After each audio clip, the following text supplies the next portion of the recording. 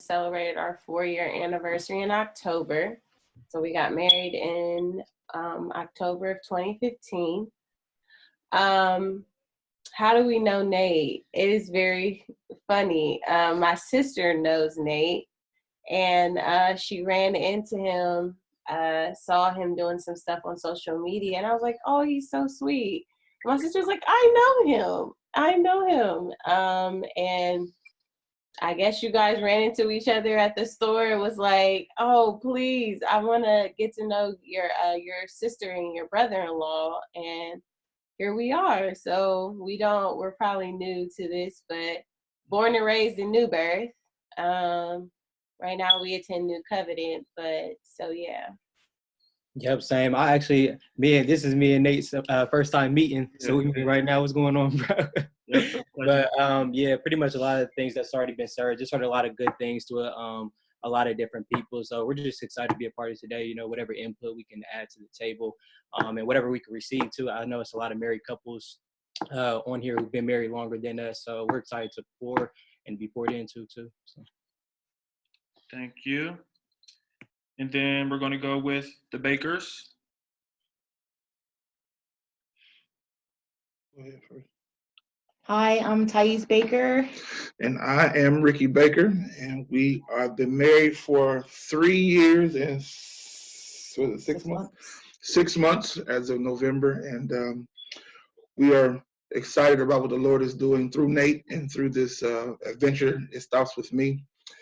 We met Nate through the youth pastor of our church, Jacob Green, and so we are grateful that the connection was made, and we're looking forward to what the Lord has in store moving forward. Okay. Then we have the Ellises. What's going on, everybody? Yaves, Ellis, and Bonita, Ellis. We've been married going on 5 years in June. What else? What was he supposed to say? Clearly, we're the ones that have ADHD and Right. But two kids. We got 2 kids. How we know Nate? We love Nate. He attends New Birth Christian Ministries. I pastor there, and Bo does a lot of stuff there as well. And we're excited just to be on this panel, but even more excited about the things that Nate is doing, and looking forward to just having a conversation with you all. Thank you. And then last but not least, we have the Mackeys. Hey, everyone. We're the Mackeys. This was to the panel. I think we've been married the shortest. We have been married a full 204 days. So, and this is my wife, Dr. Melanie Mackey. And we have a 10-year-old son, and we also have a 204-day-old puppy also, because this pretty girl right here was born on our actual wedding day. So this is our puppy who was born on our wedding day. We know Nate because who doesn't know Nate? Nate is famous all over the place. So I knew Nate even before Nate knew me, just by everything that he was doing on social media. And also Nate goes to the church that I attend, also New Birth Christian Ministries. And listen, I was glad to be on the last panel. I'm super excited to be on this panel. We got some heavy hitters. So I'm just, as the old people say, I'm just glad to be in that number. So that's all I got to say. Hi, bestie. Okay. Hey, I want to say something before we begin. Also, I really appreciate all of my panelists because you guys have each, believe it or not, poured into me in some way. And so whether I know you really well or if I don't, I know what you do from a distance. And so if you're building a kingdom or you're uplifting a community or whatever, just know I appreciate you and each and every one of you guys support into me. So it's a two-way street. So let's go ahead and get started. Let's dive into it. Let's get into it. I got some juicy questions for y'all. And anybody, if you want to just go ahead and jump in first, just unmute yourself and we'll try to keep it as organized and as neat as possible. The first question we have for our panelists today is how long did you date before getting married? How long did you date before getting married?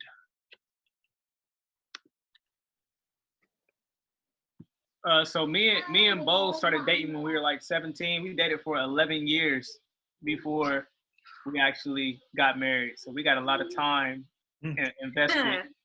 So we stuck. Even if we didn't get married, we was gonna be stuck because there's too much time invested.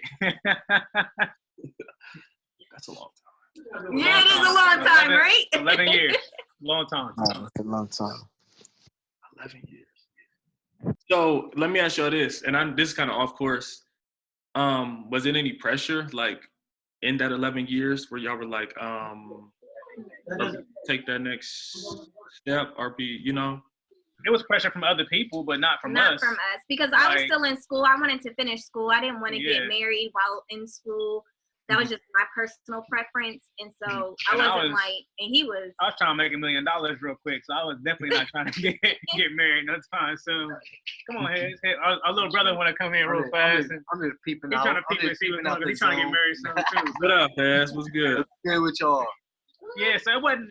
I think it wasn't pressure from either one of us on each other. It was pressure from other people asking, you know, when y'all getting married, when y'all gonna, you know, tie the knot, when y'all gonna stop dating forever, you know what I mean? So outside of our relationship it was, but not internally, it wasn't any pressure.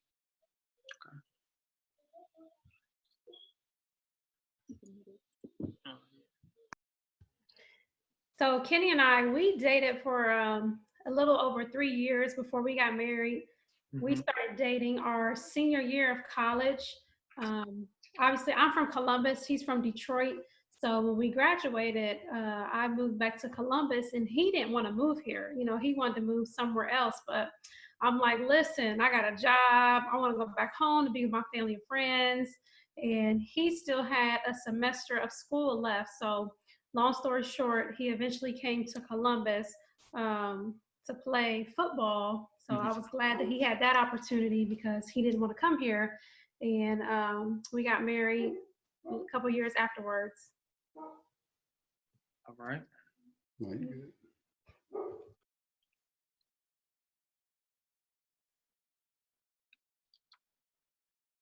Thanks. Okay. I guess next. So we were dating for 3 years before we had gotten married. And one of the unique situations and my wife speaks, y'all. I don't want y'all to think that I'm this like dominant person, but she just doesn't like to speak.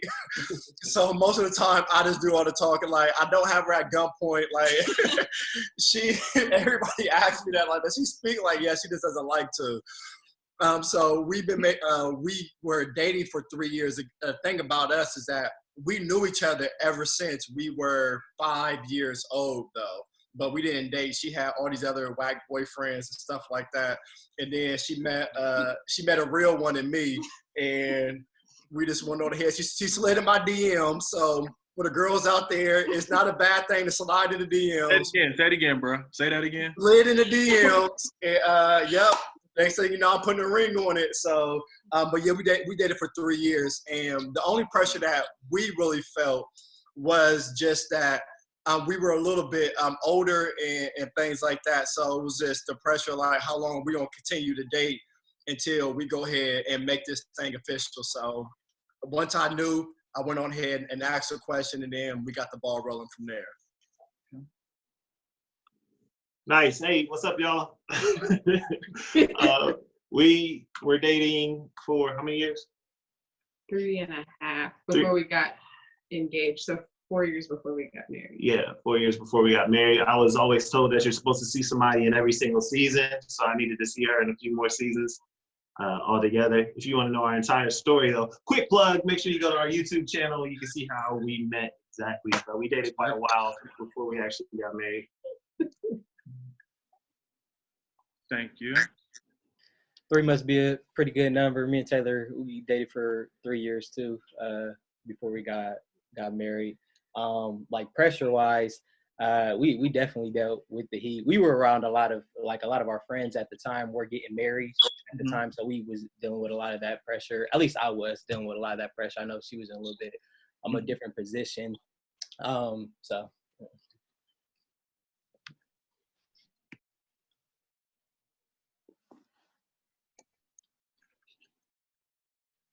Bakers? No? Yeah, we dated for 1 year before we got married. You know, you kind of see what you want, know what you want, and go after it. So that's what I did. We dated for a year and put a ring on it. So how did y'all know that she or he was the one? How did y'all know? Like, for the fellas, how did y'all know this is the woman that I want to marry? This is the woman I want to spend the rest of my life with? What traits or characteristics or what sparked that in y'all's mind? I personally knew she was the one for me because I watched her for a while. And I seen that there were some things in her that I needed, that I was lacking, and I saw she was strong in. Mm-hmm. And so I looked at those things, and I decided that I at least needed to see what it would be like if I got to know her. And so that's how it all started for me. I watched her in church, outside of church. When we were fellowship together, I would watch her, and then I said I need to have that, because I noticed in myself there were things that I personally was lacking. Mm-hmm. And that I was weak in, and so I figured she could help me make my life better. So that's what I've done. You can. So when I first met Pastor Baker, I did not like him at all. Thank you. He was more of an out front type of center of attention type person. And I'm more of a back seat, you don't have to notice me type of person. Mm-hmm. And so I just didn't think that was going to work for me. But then he approached me, and we started to get to know each other. And he turned out to be a really nice guy. And so sometimes you can't go on preconceived notions. You should kind of just give people a chance. And once we started getting to know each other, we both had similar values and similar morals. And so I realized that I could spend the rest of my life with him. So that's how that went. Man. And I'm writing notes as y'all are talking. So if y'all see me write some stuff down. Anybody else want to chime in? How did y'all know that she was the one? For my brothers. Hey. I knew that Casey was the one. Actually, Minister Tyese was talking about morals and values. I used to have a list, like a physical list I wrote down of things that I wanted in a woman in college. And, they were some pretty important things to me at the time. Like, I had a long list. I remember going to a club one time when I was a freshman. And I went for the wings, but there was music playing and there were girls dancing, and I remember the Spirit speaking to me. He was like, your wife is not in here, right? Wow. I was like, man, this is crazy. So I started making a list of what it is that I wanted my wife to have. I said she can't drink, can't smoke, no tattoos, can't use bad language, and has to have decent morals and upbringing. And then the Spirit spoke to me. He said, let's fix that up. He said, what you're asking for is somebody who's chasing God as hard as you are. And that was exactly what I needed at the time. And so what that did was it really humbled me. And I started looking around and started realizing my own worth, that, I didn't have to settle for nothing. And, young man of God, a piece of advice I want to instill into everybody is to let you know, you don't have to settle either for anything. Especially if I want to encourage you to know that you can be equally yoked together with the person that you're with. And I was looking for Casey a long time before I even met her, but it kind of kept a lot of the riffraff out of my sight while I was looking for her at the time.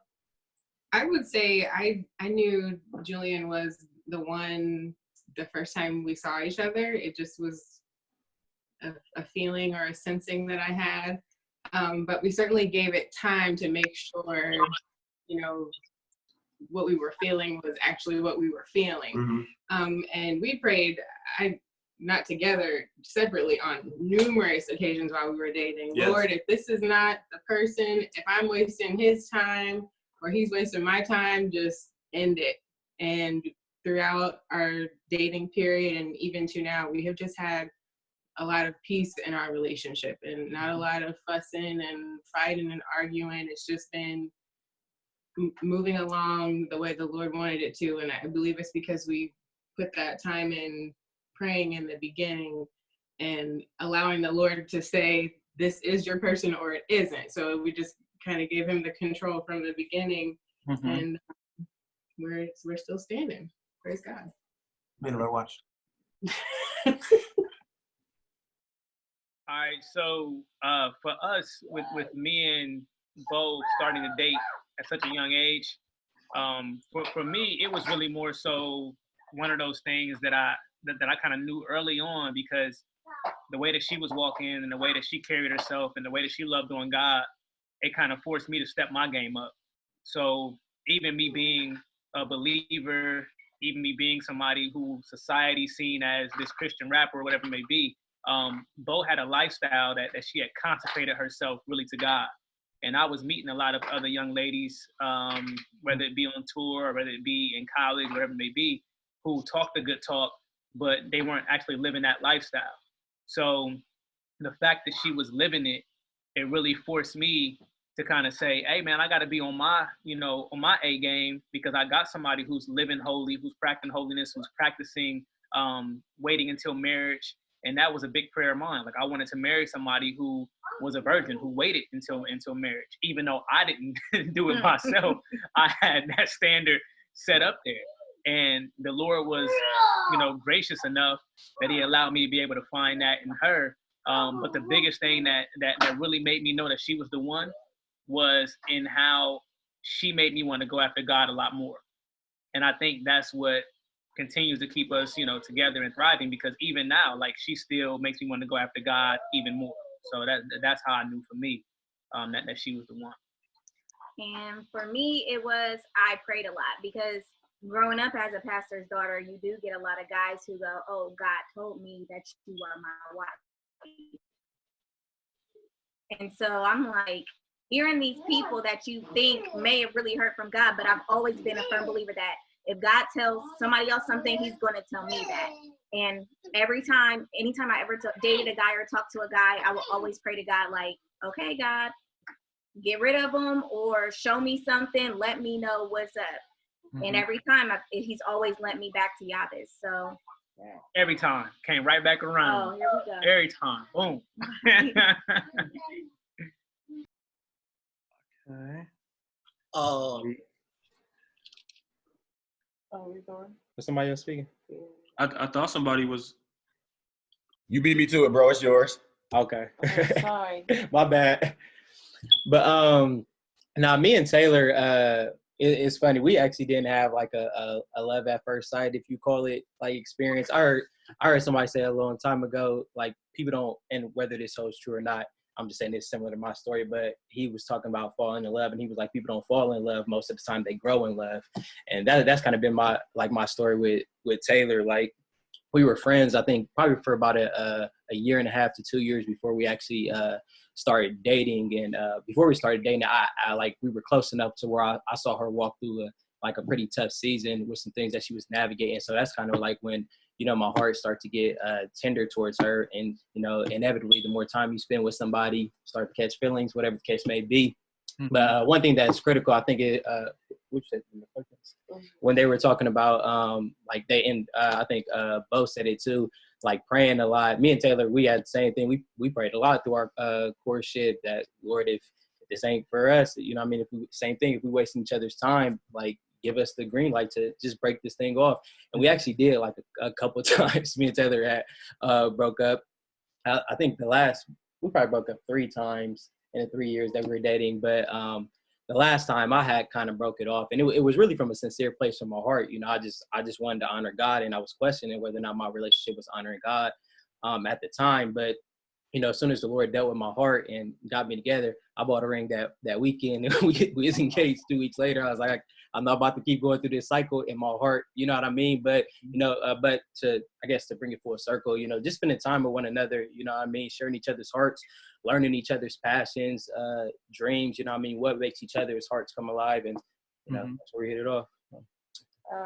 So just piggybacking kind of off of Bo, like, it's so important to just be a woman of prayer and of discernment because of the whole idea of like a man who finds a wife finds a good thing. And so you have the very dominant man because you're pretty or because you're a leader in the church and you serve in the church. They'll be like, you're my wife.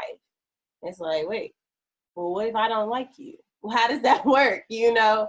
And so you have those moments where it's like, that's cool, but I don't know your favorite color. I don't know how you treat your mama.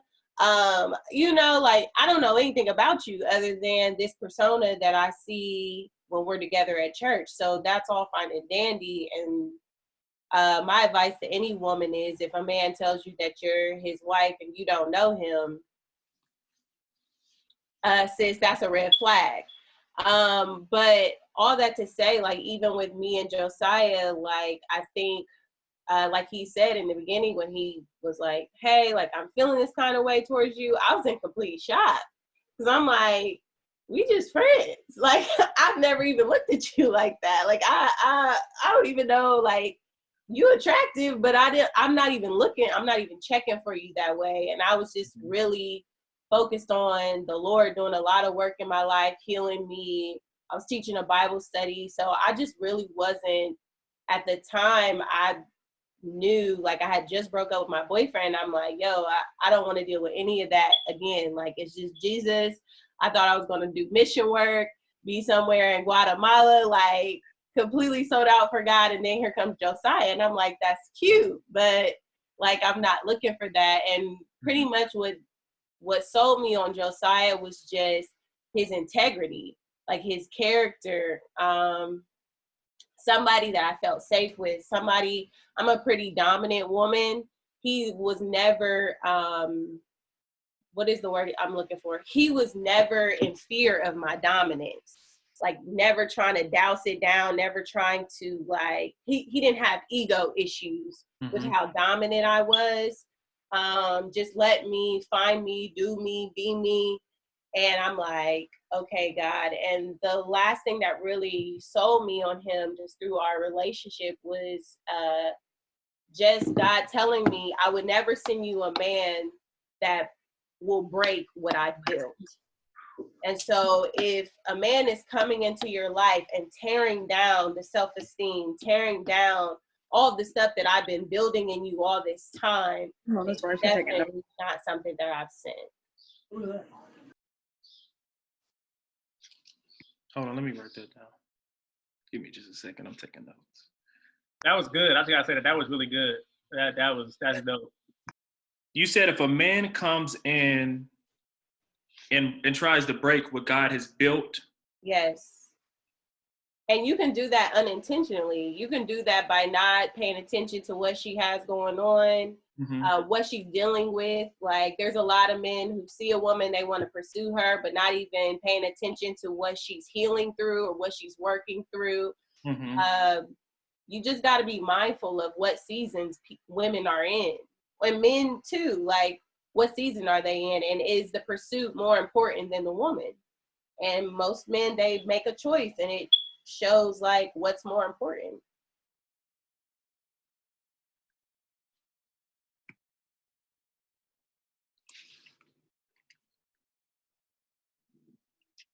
Anybody else want to chime in, or shall we move on?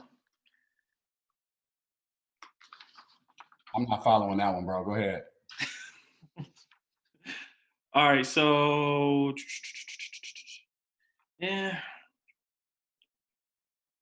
Okay. Were you intentional about the way you dated, and what things specifically were you intentional about during the dating period?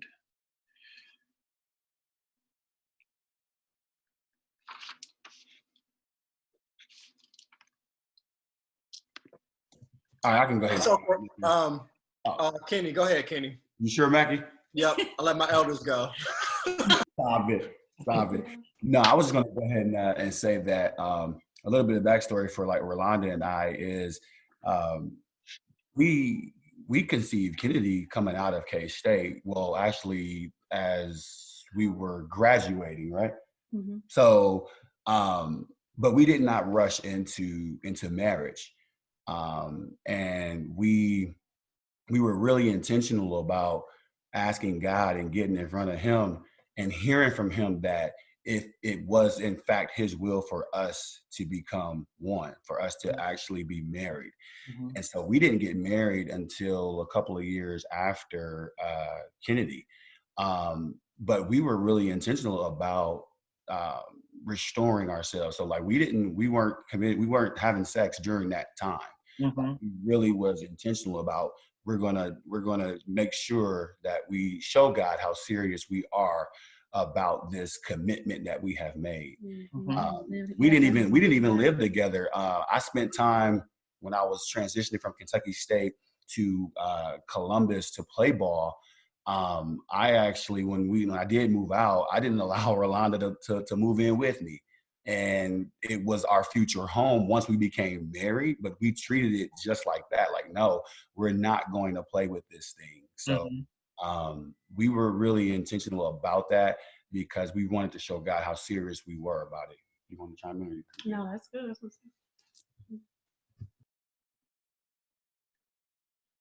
Okay. Now, first of all, that's great. We talk about the intentionality of different things. So for me, one of the key areas that I really want to work on was like finances and career-wise, because my wife, when I met her, she had a great job, great career, and me, I had played around a lot, and I was still trying to figure out what I was trying to do. And one of the kind of going back to the last question, that she pushed me to really become a better person, because literally, I don't want to say this sounding too arrogant, because like I look crazy right now because I haven't been able to go to the barbershop, but literally like nobody else kind of cared like what I did. Like they just liked me for like my looks and like how funny I was and stuff like that. So nobody else really cared. Like I could work wherever I want to work or not have a job. And it was finally getting with her to see that I had to really like step my game up and things like that. So I was really intentional about becoming a better man, not just financially, but also like leadership wise. Because I know that I was told this from a young age that a man is supposed to be the prophet, priest, and king of his house. So I know I had to go through a lot of different leadership things in order to really be the type of husband that she truly deserves. So during that time that we were really dating, those are the biggest things that I was really intentional was like my leadership capabilities, communicating, and I still need work on that. She'll let you know that now. I'm a flawed person when it comes to communication with her. Communication and finances, because when I heard one or two things that a lot of people get divorced over, and the church really doesn't like to talk about that much. That's why I'm glad I go where I go, because we do talk about it. It's money and sex. So those were the two biggest things. I was like, and this is just being real, this is being honest for somebody who was like out here, who like was with multiple people before I met my wife. I was like, can I really like abstain from not having sex with anybody? And if I know that I can do that, then I know that once we become together, if I give it over to God, then God is going to keep us through that. So that was another big thing, was like, I can't keep sleeping around with a whole bunch of different people and then thinking that one woman is going to completely change my life. I wasn't going to set myself up for that. And I love Melanie and I love God too much to even set anybody else up like that. So those were the things that I was really intentional about when I was going through the whole dating and courting phase with Melanie. I was intentional a lot. I was a mess before I met this girl. Just to be honest with you, I was I was a hot mess. The more I started talking about it, I was like, man, I really need a lot of help. But God is good though. I respect the honesty though, bro. I respect the honesty.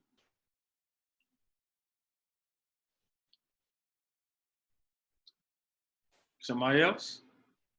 I'll answer. I think that I was intentional about a few different things, but I think what I was most intentional about, or what comes to mind during this conversation, is both of our purity, and it was for multiple reasons. Taylor's purity, kind of to what Mackey was alluding to.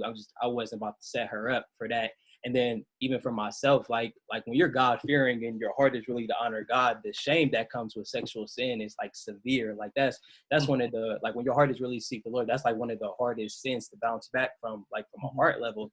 And as an individual, like kind of like Mackey, you know what I mean? I have been with multiple partners on top of like dealing with issues with masturbation and pornography and different things like that. Like that when I first, gave my life to the Lord, that was like one of the first things that I really like put on the altar. Like, Lord, I need you to deal with this. Like every ounce of sexual sin from every door in my life, not just sex, but like I said, sex, masturbation, pornography, all these different things. Because a lot of people have the illusion that when you get married or when you get a partner, that stuff is just going to drop. Like, I'm going to get married and I'm just not going to have issues with pornography or masturbation or whatever the case may be. You know what I mean? And those demons are still there and they come back knocking. And, a lot of times I feel like we make the mistake of, whether it's in our singleness, when we give our life to the Lord, or even in our courtship where we're abstinent, you know what I mean? But we're not really dealing with those demons that we battled for so long. So then you get married and it's like, hey, bro, I'm here. What's up? You know what I mean? Whether like you and your wife are having issues, whatever the case may be, that stuff comes back. So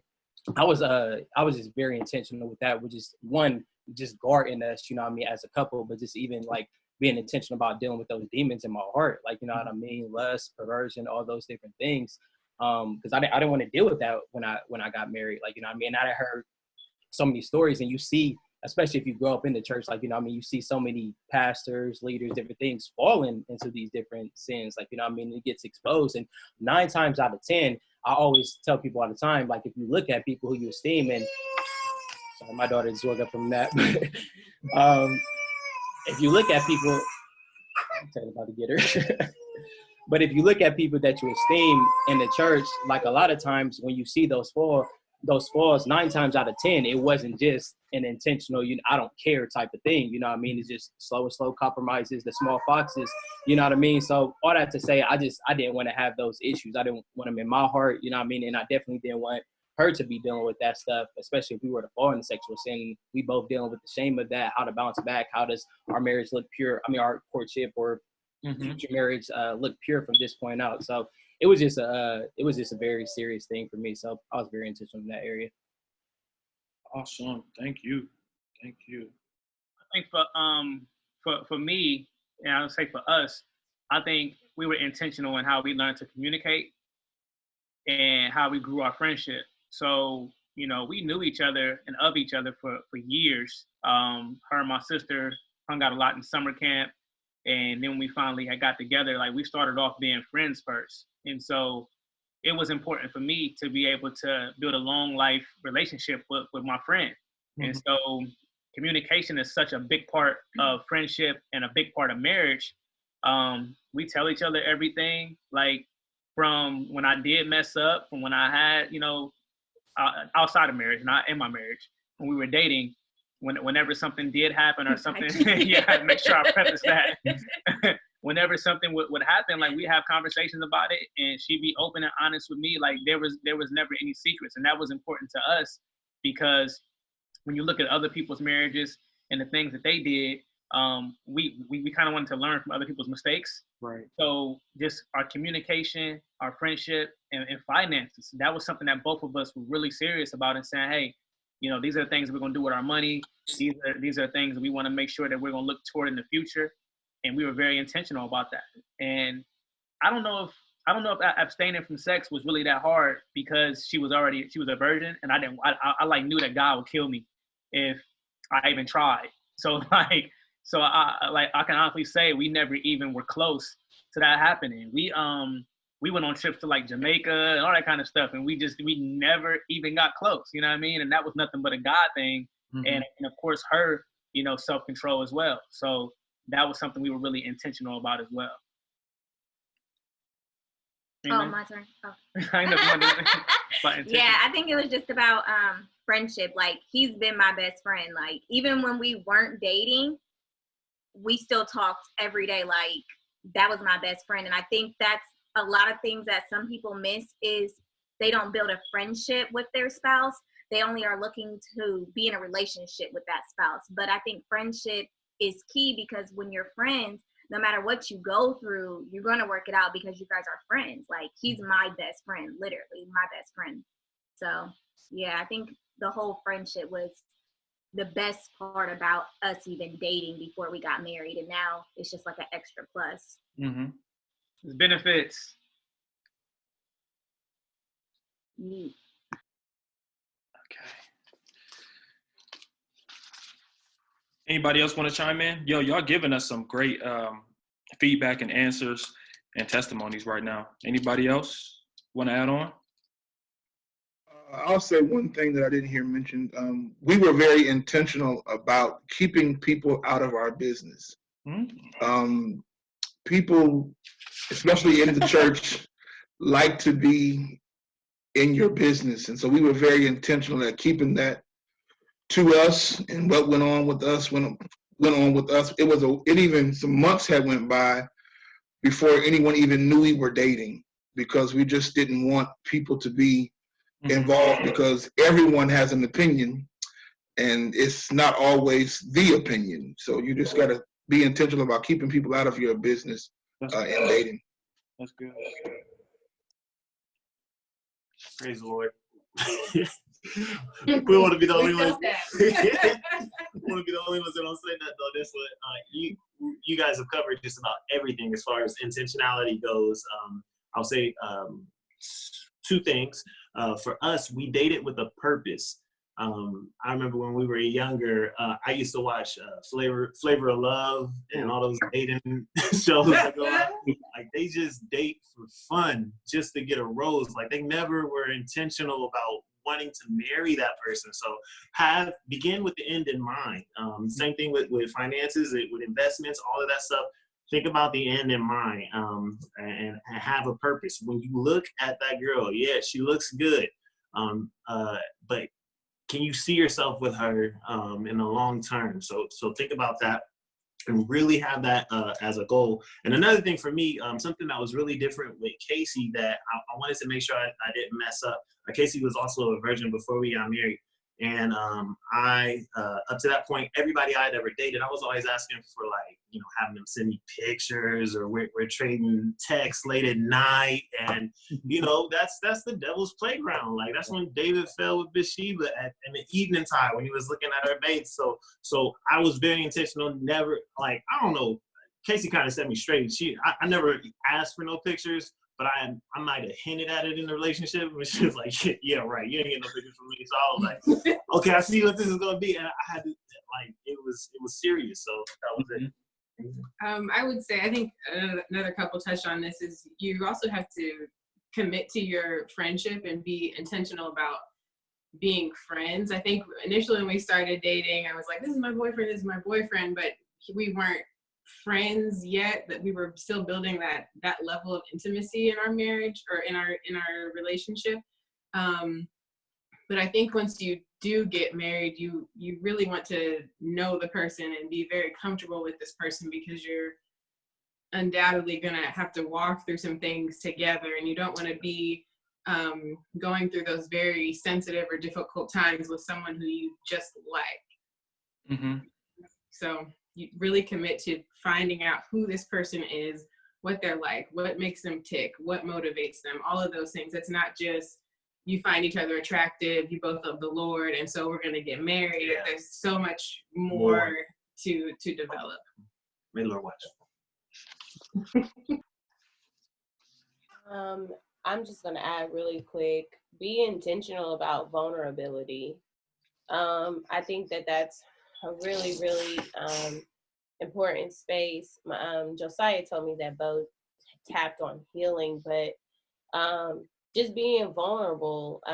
Right now, I'm personally am going through healing. I mean, through therapy and just learning words like triggers or whatever. So, like, when you guys are going through conflict and something comes up, the really important thing to practice then is, instead of like going into self-defense mode, be like, hey, babe, that really hurt my feelings when you said this. Like, and there being a conflict resolution. Because if it's always like, he hurts your feelings and you never say nothing, and then it goes weeks and then you burst into flames, like, you're going to practice that in your marriage. So, like, figuring out the vulnerability levels, of course, in vulnerability in men looks different, but for women specifically, if you're a woman that likes to, like, take in a whole bunch of stuff and then blow up, like, you want to start eradicating those behaviors in your courtship, because, or else it will transfer. How you deal with conflict is going to transfer into your marriage. If you're a person who is, like, not very good with vulnerability, the perfect time to practice vulnerability is before marriage, before you move in with this person and have their kids. Like, because after that, like, they're exposed to you all day, every day. Like, there's no hiding. And that was a really good thing that I felt that we did well, was like, no hiding. Like, what's been going on? How are you doing in school? Like, why are you anxious? Like, all of these different conversations that aren't there. We like to call them the difficult, the hard talks, the really hard to navigate conversations that you might be still irritable after we have the conversation, but we're still having the conversation, even if it ends in tension. And so also having the understanding that good communication doesn't always mean it's going to end, we're all going to be one voice. It means like we can have these conversations. You might still believe A and I still might believe B, but at the end of the day, we got through the conversation and I understand where you are and where I am, and we can work towards a compromise or a middle ground. So practicing that vulnerability for your communication.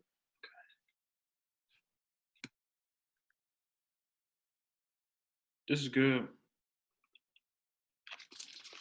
Okay. We are on to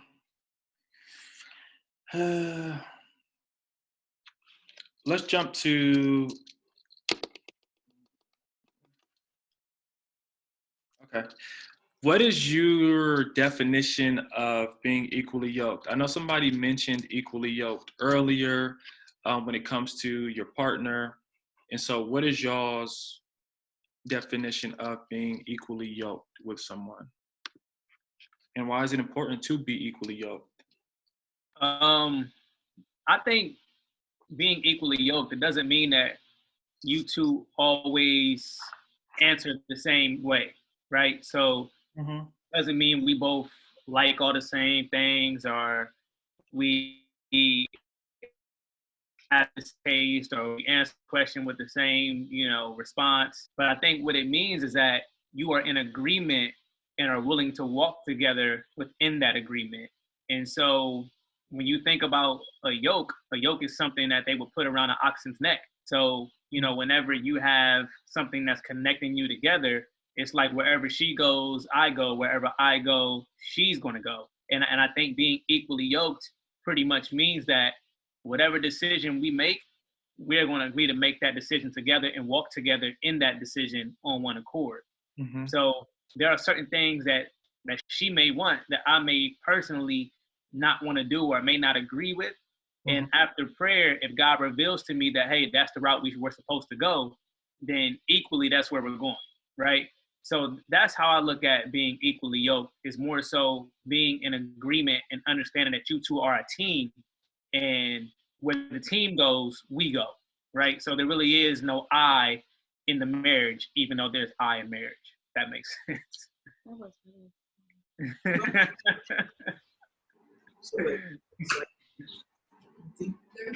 I don't know how to work this thing, yo. Raja, hold up, bro. Yo, my loud, yo. My bad, that was my boy Raja. Equally yoked. What's up, Tim? Raja, what's good? Who else? What do y'all think equally yoked is? What's y'all's definition? I can say for me, and my wife, she's going to answer this one also. I know for me, being equally yoked, I always thought that it was going to be somebody who knew as much word as I knew, or somebody that had I'm not going to say the same passion, because I like to preach, I like to teach and things like that. So, but when I found out equally yoked was where I felt like me and Melanie, where we were equally yoked, is that we both love God and we were both willing to fight for the same thing. And that's was the biggest thing, because we dated for 3 years and she was in a long-term relationship before she had came over to the light. And so we had to fight for that. And once I seen that she was willing to fight for it and she loved God, that's when I knew that we were equally yoked. She may not ever know as much about the Bible as me, but I'm okay with that. As long as she's born again, filled with the Holy Ghost, she prays, she reads her word. That's all that I was looking for. So for a long time, me personally, I always thought like somebody has to be a preacher like me. They have to know Genesis or Revelations. Like if I throw out John 3:16, you better give me 3 points, a hoop and a holler, and ready to go. But my wife, she's not like that at all. But she does love God. She is filled with the Holy Spirit, and that's what it was for us to be equally yoked, and for us to willing to find something to fight for. And we're fighting for like our marriage, and we're fighting for a common good, because we both know that if we do this marriage thing right, that people are going to look at us and people are going to get saved. We don't know how it's going to happen, but we can stand on the word of God and understand that is going to happen. So that's what we're fighting for, is fighting for not a perfect marriage, but a godly marriage. And once I knew that she was down to fight for that, then I knew we were equally yoked at that point. Go ahead, baby. You want to add anything? For me, I agree with everything that Aaron just said, but then I also want to add that being evenly yoked means having God being the center of everything. So like he had mentioned, I was in a long-term relationship for like almost 14 years. This guy was my high school sweetheart. And I actually thought that was the person that I was supposed to marry. Thank God he wasn't, though. Oh my gosh. So anyhow, so with that relationship, he wasn't into church. So I was able to compare my relationships with someone who wasn't involved in church and then someone who was involved. And it's like night and day. So having God being the center of everything and being at the forefront of all your decisions is important.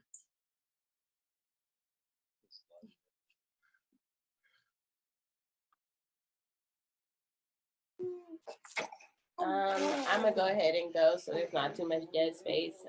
Equally yoked to me, or to us, in my mind, is like Yaves was saying about the two oxen next to each other. So it's a levelness. Like, so there's strengths that I have that are Josiah's weaknesses, and there are strengths that Josiah has that I have deficits in. And so when we're together, we're leveled, we're equal. And so kind of like what Mackey is talking about, when you think equally yoked, you like same passion, same drive, same this, same that, same, we just on the same levels. And you see memes like that, like if she ain't running like you, like y'all ain't yoked right. No, that's the same part. Like, no, yeah, that's a lot of tenacity, and not saying that that's not gonna work, but there are areas like in our passions where we're very different, but it makes us full circle. We make that circle, we make it eternal, we make it infinite. And so if we're all running in one direction instead of coming like he's going this way and I'm going this way, that's what makes it infinite. And that's what makes it equal, if we're still on the same playing ground. So like the foundation to level it is God, but it's okay that his passions or his strengths are opposite mine, because when we come into the same balance, we become equal, and we can walk together and we can plow together. And so actually it's our differences that yoke us and make us equal.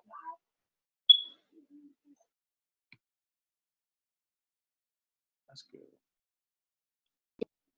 You know, when I was younger, I used to think that, just a moment of honesty, I used to think that equally yoked had something to do with eggs and egg yolk. My wife just said that, bro. She whispered that to me, like, I thought it was eggs. I'm like, nah, we're not even gonna let you say that. Go ahead, Julian. I promise I did, yo. That's all I wanted to add, yo. You want me to say the rest? What do you think now? Oh, well, now I know what it means. Pastor Yaves was explaining about the oxen, and you just look at it with the scriptural reference where it says, be not equally yoked together with unbelievers, for what fellowship has light with darkness.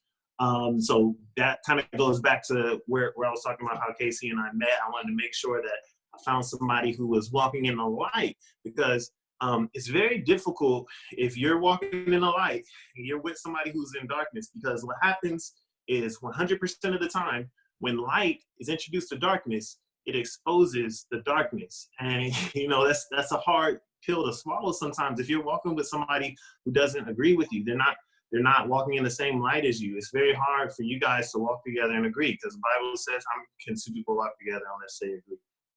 You think? No, I agree with you. I think in those early years, I felt like I was playing a lot of catch up to Julian. We didn't. I was super saved. Okay. We didn't grow up in the same church, and so I grew up in a ministry that it just, things weren't as thorough or well explained. Even simple questions about, you know, who is God? Where is he? What is salvation? Things like that. I probably gave you like the textbook or cookie cutter answer, but I could not really expound upon anything. And so I felt like for a while I was just trying to get on the same page and understand where he was coming from with some things. And then I think once that happens, because I do think you don't have to like the same things or have the same hobbies, but you should believe the same things about God and salvation and who Christ is and the Holy Ghost and all of those. You really have to agree, because then you think about bringing children into your family, and then mommy said this, but daddy said that.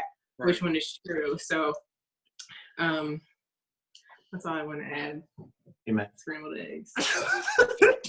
Yeah, I just want to piggyback off that end that she just gave, man. I think foundation is critical and key, because I don't think that your mission should differ at all, but your tactics can differ. You know what I mean? So me and Taylor, like our convictions per se, or our foundation is the same, but you know, based off what we believe that the Lord has entrusted us with, we go about ministry different ways. You know what I mean? How Taylor ministers to a certain different demographic of people is different for me. Like, you know what I mean? So I think allowing your spouse to be comfortable in that space, like, you know what I mean? Because it's easy when you're trying to mesh per se, like, you know what I mean? Or you're trying to get on the same page to silence your partner, like, you know what I mean, without even realizing it. So for the sake of getting along, you know what I mean, you minimize their convictions or their ambitions or those different things, but you want to let each other blossom. Like, you know what I mean? Like, I want Taylor to be all of who she is in God. And I know she wants the same for me, you know what I mean? So pushing each other in that, even if it doesn't necessarily look like you guys are handling things the same exact way. So. So the mission should be the same, but the route or the tactic or the strategy in which we're going to fulfill the mission. Yeah, how you go about fulfilling the mission could be different, but. That's good right there.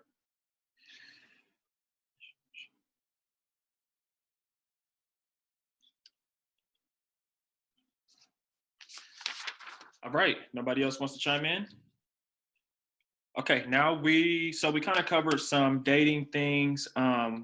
We just covered obviously being equally yoked. Now we're going to slide into while you're married. This first question is like, how important is forgiveness in marriage? How important is forgiveness in marriage? And are there any strategies that you use when you'll have disagreements, when you're not feeling each other, when somebody getting on the other one's nerves? Let's talk about it. How important is forgiveness in marriage? How important is water for living? Like, I mean, that is in my 204-day time as being married, I have found that to be probably one of the top things. And it's not even me forgiving her, but it's about me even forgiving myself for me even missing a mark on a lot of different things. Like I said before, I'm definitely a work in progress when it comes to communication. And so I have to forgive myself for the lack of communication that I may be giving to her, or things that I have that I have shortfall. So I like to look at things. I always like to put the onus on me in anything that I do. So forgiveness in marriage is so big for me, because I have to forgive myself and be willing to move on and not let those past mistakes like hamper where we're going, because I can be so caught up in like, man, I forgot to do this, man, I forgot to do that.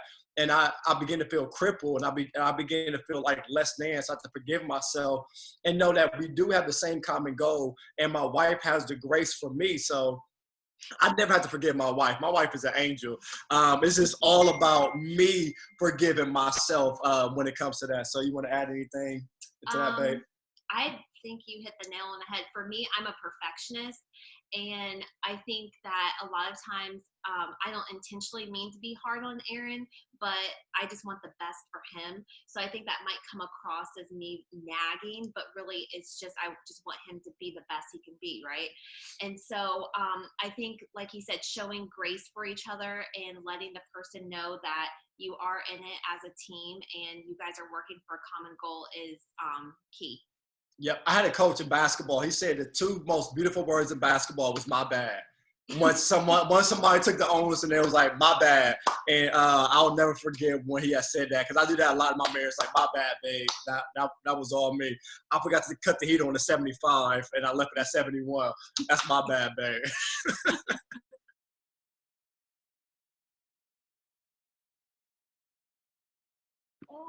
I think to kind of go along with forgiveness, one thing we got to keep in mind in marriage, society has taught us that men and women should always be button heads. It's always Venus versus Mars. And so sometimes you'll go into a marriage with a me versus her type of mentality, when you have to realize that you guys are on the same team. So in order for my house to really be able to operate, forgiveness is such a key component, because in order for us to move past and move on to the next level, we cannot be harboring unforgiveness. Unforgiveness is a weight. Unforgiveness is a burden. Unforgiveness is something that you can't even get blessed by God if you got a bunch of unforgiveness in your life. And so you have to make sure that your marriage is thriving on forgiveness, and that you understand that offense is a choice, right? So I have to realize that my wife wants the best for me. And when she says certain things, I can either, one, choose to be offended, or I can choose to say, you know what, she's saying this because as my teammate, she wants the best for our marriage. As my wife, she is the iron that's sharpening my iron. And so forgiveness is really like the pinnacle of a good marriage. Yeah, that's good. Forgiveness is huge, and I actually will say that that's probably one of the biggest things that is holding, that can hold a marriage together, is that act of forgiveness. I know that for me personally, fellas, I have to be transparent. I've been that petty guy or that petty person in a relationship, where I hold on to the petty. Like, no, I don't want to move on. Yeah, my bad is cool, or yeah, I'm sorry is cool, but it feels good to stay here and dwell in this victim state of mind. That's not where it's at. Because if you want to be real, God is looking at us like, how dare you hold her to that level of unforgiveness when you claim that you love me, you claim that you are a character in my script, but if I replay the film for today, right, let me show you how many ways you showed me that that's not the case. And I'm willing to forgive you, and I'm willing to forget.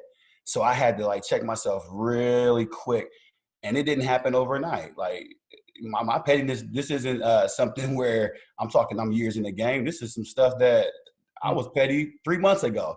I was petty a couple of days ago, probably. It's not as frequent. I'm getting better in it because I admire her willingness to say, dude, this is a forever thing. Why are you letting this one thing that happened 2 days ago keep us from where we're trying to go?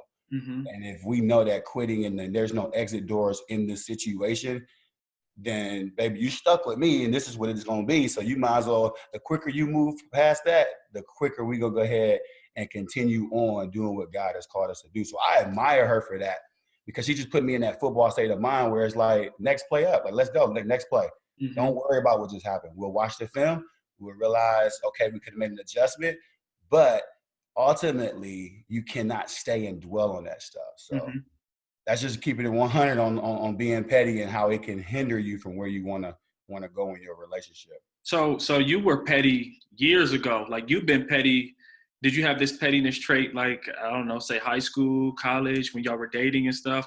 Like, I mean, Because I've been super busy in my life. I just want to know. Yeah, like I would. You could probably answer that for him, actually. You know what I think? I think it's more. Kenny is very sensitive. Yeah. You know, certain things. I mean, they matter to him, but it's not that it doesn't matter to me. It's just I grew up like having the mentality: life is short. You know, things are gonna happen, but you get over it. You don't go to bed. You know, mad at each other. He's the type. He'll say, "Nah, you offended me, and this is why, and I'm gonna hold on to this for the week if I feel like it." I was taught not to have a grudge. So that's just, you know, kind of certain things that we disagree on. So I just think it was just him just being more sensitive when it comes to certain issues. And me, I'm like, I mean, dude, let's move on. It's not that big of a deal.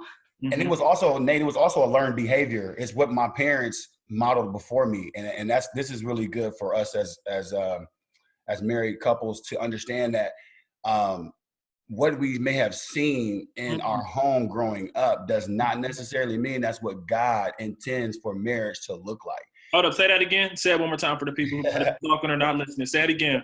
What we may have seen in our homes may not be what God intended for the married or for the godly couple to look like. But my parents, they've been married for like 37 years. So I'm thinking, okay, this is how you do it.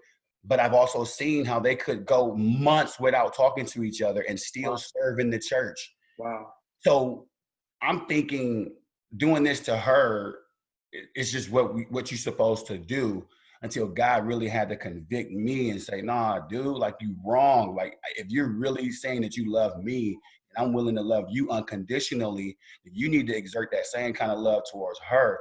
And it took our relationship to another level when I started really working on that. And I'm like, man, I'm just doing what I saw. I mean, we all model what we see. And hey, my parents, they can go months and not say a word to each other, literally cross paths and not say a word to each other over something petty too. And that's a good point that you just hit on. And this is just kind of a random thought. This series, our first session was on breaking generational curses. And the reason why this is our fourth session is because a lot of us, like if you're in, I don't know, a minority or you're in a Black community, what we see is extremely unhealthy examples a lot of times of what marriages look like. You know what I'm saying?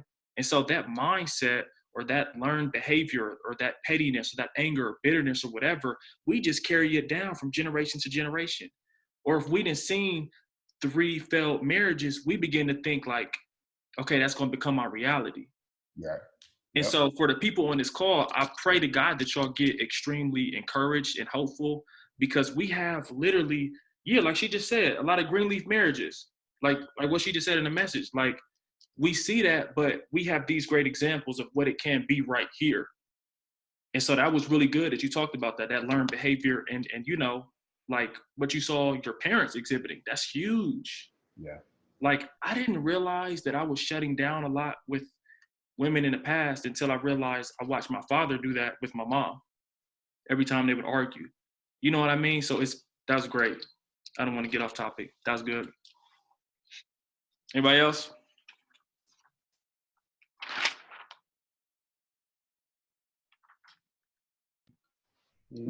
I'll just echo Kenny's sentiments. I think I definitely have some similarities. Taylor knows, like, I'm big on words, like in statements. Like, I'm like, excuse me, like, I'm the type of individual, like, we used to have this conversation all the time, but if someone says something to me, like, especially like, you know, someone who you value, like my wife, that's well, maybe it's like a knock, like, to you, you know what I mean? Like, I feel like she knocked me a certain aspect of my life. Anytime you give me a compliment in the same category, at that point, my mind is gonna go to what you said. So it's hard for me to receive whatever you're trying to say that's beneficial in the moment, because my mind keeps going back to what you said before that contradicts, you know, what's being said now. So I know I've had to be, you know, real and intentional about, you know what I mean, just letting stuff go. Like, you know what I mean, Taylor, I'm super introverted, so I process things a lot before I speak. Taylor, she's extroverted, so she processes out loud. So Taylor a lot of times like speaks while she's processing, like, you know what I mean? So that was one of the things that I had to learn about her. Like, you know what I mean? And like just taking stuff on the chin. Sometimes, obviously, some stuff is not acceptable. We don't want to cross some lines, you know what I mean? But just being able to you know, not allow bitterness to fest in our hearts. Like, I can definitely relate to Kenny. I think I'm definitely sensitive too. But I think the only thing I would say, like, with that is everybody is sensitive in certain areas. Like, you know what I mean? It just, like, Taylor has some things where it's a sensitive area for her. Like, you know what I mean? So I think just with navigating each other, knowing those sensitive areas is key. Like, you know what I mean? And being patient with, you know, how we communicate during those, in those sensitive areas, if that makes any sense. And if you're knowledgeable of somebody's, like, when you're talking about learned behavior, it's just something that I'm dealing with just like in motherhood. Like, the stuff that's in me, marriage and being a parent is like sanctification 5,000. Like, everything that's in you comes out with how you treat your kids and how you treat your husband or your wife. Like, you don't need to, like, how we do relationships is how God purges and brings all that darkness up. And so, like Kenny's saying, like, that dysfunction, that passed down dysfunction that's in you ends up coming out. So, like, what he's talking about, a lot of times we have to be open and be vulnerable, like we were saying, and just be like, hey, if we're gonna have a hard conversation, like, this is not a weapon. If you know this is my sensitive area, and you're supposed to be the person, like the scripture says, like the wife, a husband's heart is safely in the arms of the woman that he trusts. Like, if I'm supposed to be that guard, if I'm supposed to be ribbed, if I'm supposed to protect that, I can't be pushing buttons in places and then wondering why you don't want to be vulnerable. It doesn't make sense. And so as women, we also have to be honest with ourselves in the forgiveness space specifically. Like, there's a difference between coaching and like jabbing. You know what I'm saying? Like, oh, I was doing that for your good. And it was like, yeah, but who used to coach you like that? And is that really functional? Like, is that really healthy how you're coaching? If he's telling you that makes him shut down, it might be how you've gotten through life and you're functional, but is it still dysfunctional? You feel what I'm saying? So, like, I'm in a space now where it was like, yeah, my parents grew me this way, and do I have favorable outcomes? Was I successful? Yes, but it doesn't discount the fact that it's still dysfunction, even with favorable outcomes. And so we have to be mindful, like, even though we turned out great and we're married and we are considered to be the good thing, there's still things that God wants to work out of you. And don't be too prideful when God starts exposing you through your spouse to say, hey, when you do that causes me to shut down, that you're in your pride say, well, I'm good over here. And when he never wants to talk to you about anything, right, who's the issue? It's you. So just being mindful of that and just being humble and say, yeah, I might be functioning like this, but is my function dysfunctional? And how do I work that out of my system? Obviously, that's what we pray through with the Lord. I love that, Tay. I love that. Also, to add into that is watch the trigger words, like always and never, like you never do this, you always do this. Well, that's not necessarily true. So always be mindful of the words that are coming out of our mouths when we are speaking to our spouse. So then we don't need that forgiveness from it in the first place. A lot of times things that we need our spouse's forgiveness for is if we just take a step back and think about it, we probably wouldn't have to do it in the first place. We could watch what we say before we say those things. So take the time before you react and before you do things, think about your spouse. Your spouse should always be in the forefront of your mind. And whenever you're getting ready to do something, you should say, oh, how would Yaves feel if I did that? How would this affect him? Because we're one. So anything that affects him also affects me. And I have to be mindful. If I don't want to be hurt, then I can't hurt him. And so and we're human, so yeah, we will make mistakes, but a lot of mistakes we can avoid. A lot of mistakes don't actually have to happen. We choose to let them happen. And so as a Christian and as believers, we need to make sure that we're making the choices of God and godly decisions, so that way we don't offend our spouse. One thing in our marriage class that we learned was that because it's your spouse, because you guys are one, you never really want to hurt yourself. And so don't always take offense to something that your spouse is saying or something that your spouse is doing. Sometimes your spouse is not trying to offend you, like Mel was saying. Sometimes she's just trying to push you in a better direction. Sometimes they're trying to push you into a greater position. And so step back and say, okay, I know my spouse would not be saying these things to hurt me. So let me really figure out what my spouse is trying to say to me. And if you still are stuck, then have that conversation. A conversation piece is the biggest thing when it comes to forgiveness, because you should always be talking. Yeah, this hurt me. This, when you said this is how I felt, X, Y, and Z. So yeah. And notice how me and my wife said the same thing at different parts. She just was upstairs when I said mine. So, Oh. yeah, it's cool though. Sorry. That means we're on the same page. Equally yoked. Right. Sorry, I had to take care of the kids.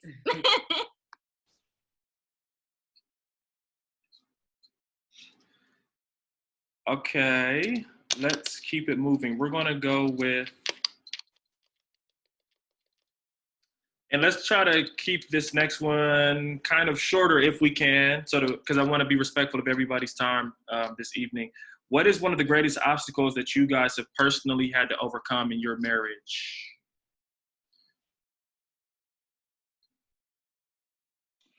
One of the obstacles that I've had to overcome in my marriage for being single for so long. I didn't get married when I was in my early 20s. Being single for so long, once we got married, I had to get over the hurdle of, or the obstacle of, being no longer as independent as I was. Meaning, I no longer could just get up and go where I wanted to go when I wanted to go, because I had somebody else to, not in so many words, be subject to, but just respectful of. And so that was one of the things I had to realize, no longer being a single man, that you had to consider your spouse in everything that you do. What was yours? Mine was, I had to learn how to make sure that I was trusting him. And I also had to make sure that as far as the finances were concerned, we had a kind of a hurdle at the beginning of our marriage as far as finances go. And so we had to seek some help to get us on the right page and get us on the right track. But those were the two biggest hurdles that we had in our marriage for me.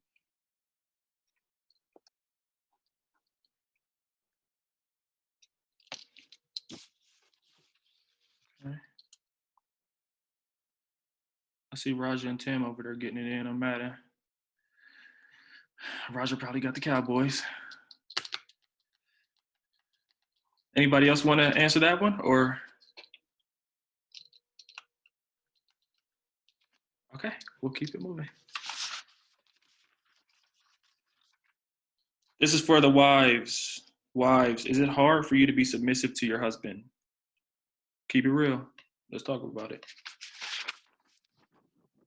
If you are submissive. I mean, I'm assuming if you are submissive, I don't know. It wasn't hard for me just because I grew up, my father was Nigerian, so I didn't, just culturally, you did what you were told. And so you didn't ask any questions when you were told to do something. You just did it. So it was easy for me just to cross over. Now, my husband doesn't lord. No, let me make that clear. She asked a whole lot of questions. My husband doesn't lord over me. But when it comes to making a decision, then I allow him to go ahead, and after we discuss it, of course. But he does have the final say, even though, I might go back and forth with him about it, he does have the final say, because he is the head, and basically what he says at the end of the day goes. So, but it wasn't hard for me to submit because I was used to that. Hold up, you said wives supposed to be submissive to husbands? Uh-oh. I tried to tell you. People always bring up that half of the scripture, but they never talk about the other half. He's supposed to love you like Christ loves the church. That's Bible. Now, if you can love me like that, you got all my submission. And you got 100%. That is strong commitment, unwavering. That is deep. So it's not just the man telling you what to do and you're just like, okay, baby, whatever you say. There is some leadership. There is some spiritual power behind what the man is supposed to be doing. And do you see all of this? Arms, legs, neck, chest. You're holding up all of that. He's the head, but you're holding all of that up and supporting it. So it's not just a passive thing to be a wife. You have a lot of responsibility towards your husband and building that man up to lead your family in a godly way. That's good. And that's really good, because often we don't really touch on, the church kind of grooms women to be wives, but we also got to make sure we're grooming young men and just men in general to be good husbands and to lead your family and to love your wife as Christ loved the church, which is unwavering, which is, okay, that's good. Next, anybody else? I'm gonna go ahead and go and Yes, right where you preaching at, like, as Christ loved the church. And it always brings me back from men, like Jesus was in Gethsemane and he had to lay down his will and to submit to God and to die for the church that he loves. And so, like, I always tell women, like, as much as you trust your husband is as much as he's will be as much as he's willing to die to himself.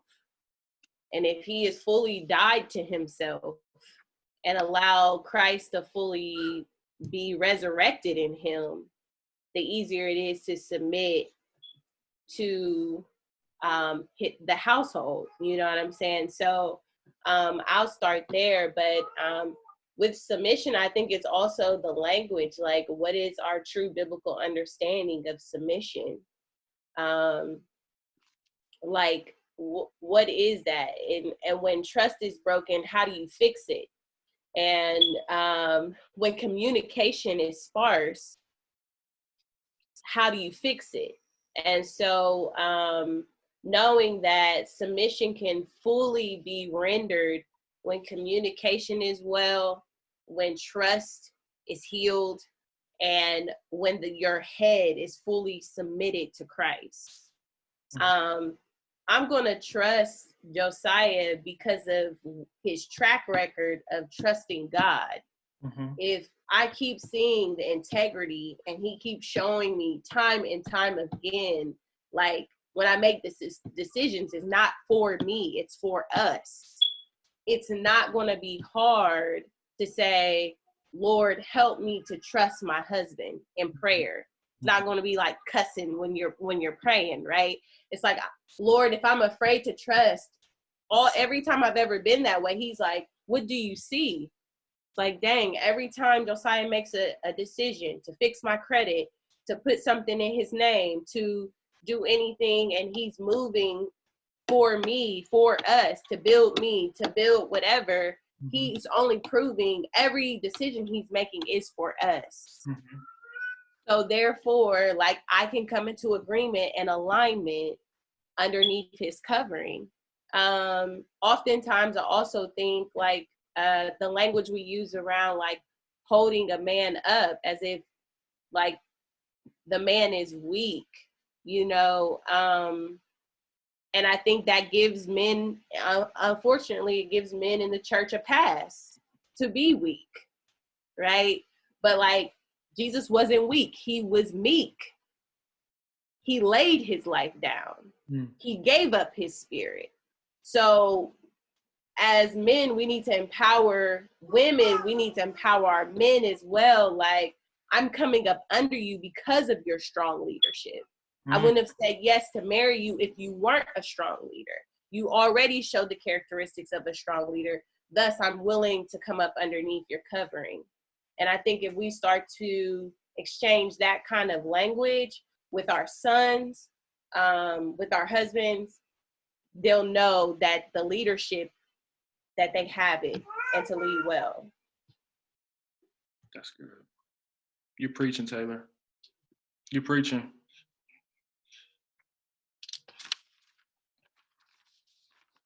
Okay, let's keep it moving then. I don't think anybody else is going to chime in. All right. What are some collective and individual things that you do to feed both yourself and your marriage spiritually?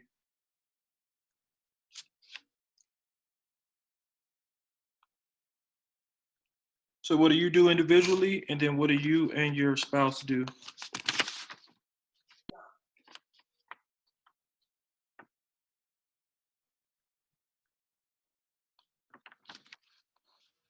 Y'all still there? So some things that we do is we have, as a collectively, what we like to do is we do Bible plans together. So we'll read Bible plans together, and we'll also get in the marriage counseling type of thing with some of our group of friends. So we do those kind of things. We try to surround ourselves with other people who are married, who've been married much longer than us, who can kind of give us some, advice. And, for a while we were with them once a month just to have dialogue and have conversation about marriage, because what you realize is that you're not the only one going through, you know what I'm saying, who's keeping the toilet seat up and not that kind of stuff. Like, everybody's going through petty stuff like that, but you learn how to navigate it in marriage by watching other people and talking about these types of things. And so, devotional time, church, trips, that kind of stuff. Even when we got business ventures, like, we sit down and figure out how to make those things work, and that also strengthens our marriage. So just being assertive and challenging each other in those areas as well are ways that we become stronger individually as well as, a couple. So would y'all recommend like doing devotional things like with your, like before marriage? So in the dating phase still. Yeah, because the thing is this, man, we also have to understand that as believers, we are in constant warfare. Yeah, that's true. So you want somebody who you are tied to, who you are yoked with, you want them to be spiritually fit as well. Because there are times where I may just be zapped, you know what I'm saying? I may be sapped for energy. And if she's been reading and she's been praying and she's been spending time with God, then she's strong enough to be able to pray for me. She's strong enough to be able to help get me back to where I need to be, and vice versa. And that's the beautiful thing about a marriage, man. Like, you got a partner that's going to ride for you and that's going to make sure that you're taken care of physically, spiritually, all that. Like, that's necessary. So yes, I think you should make sure that you develop that before marriage. Okay. So. I would add, of course, all the spiritual things are important, but sex and intimacy are important in a marriage too. I would say for me, after we got married, I understood why people tell you to save that for marriage, because it is very binding between you and the other person, physically, emotionally, all of those ways. And so you have to keep it going. May the Lord watch. That's good. I think we, and I haven't heard that hit on enough, because it's kind of sometimes like taboo to talk about, but it's like sex was never, it's not like sex is a bad thing, but it's when you abuse it and use it like outside of the union and covenant of marriage, when we can, destroy ourselves with it. But we make it kind of taboo sometimes to talk about, but it's like, we're humans. Everybody does it. I mean, it is what it is. So I definitely wrote that point down, Casey. I'll be underlining that one. Thank you. Just kidding. All right. Let's keep the ball rolling. I don't think anybody. Mackey, was you about to? Oh yeah, I was about to say something, and for me personally, this is I'm not even gonna say what is a challenge for me. This is something that with me being vulnerable, being honest with you, this is a spot to where I know that in my marriage that this is the area that we're lacking as far as like our devotionals like together and things like that. Like we don't really read the word. I'm just being honest, we don't read the word together. She knows that I know that she reads. I read all the time, and I see her read in the morning and stuff like that, but we really don't read the word together that much. So that's something that I personally, just even with this question, felt very convicted. And I just wanted to be open and honest with y'all about that.